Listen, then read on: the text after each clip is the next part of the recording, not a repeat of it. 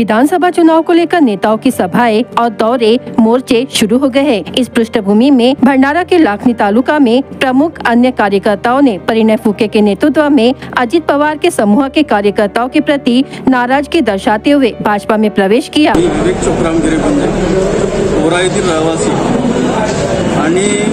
गेल्या अनेक 20 वर्षापासून मी राष्ट्रवादी काँग्रेसचा कार्यकर्ता होतो। तिथं अनेक पदं भूषवली।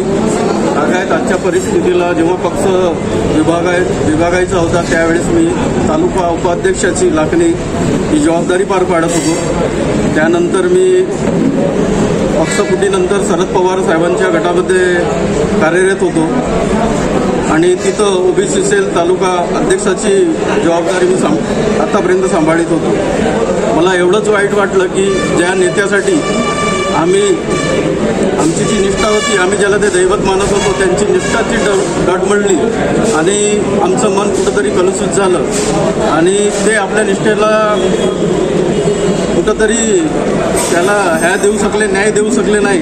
म्हणून आम्ही आता यापुढं बीजेपी भारतीय जनता पार्टीत जाण्याचा मार्ग आज निवडला आणि आज आम्ही भारतीय जनता पार्टीमध्ये सामील झालो। यानंतर त्याच निष्ठेनं जी निष्ठा आमची अगोदर राष्ट्रवादीची होती त्याच्यापेक्षा जास्त निष्ठा आता आम्ही या भारतीय जनता पार्टीमध्ये राहू आणि आपला पक्ष कसा बळकट होईल याचा पुन्हा प्रयत्न करू आणि मेहनत करू।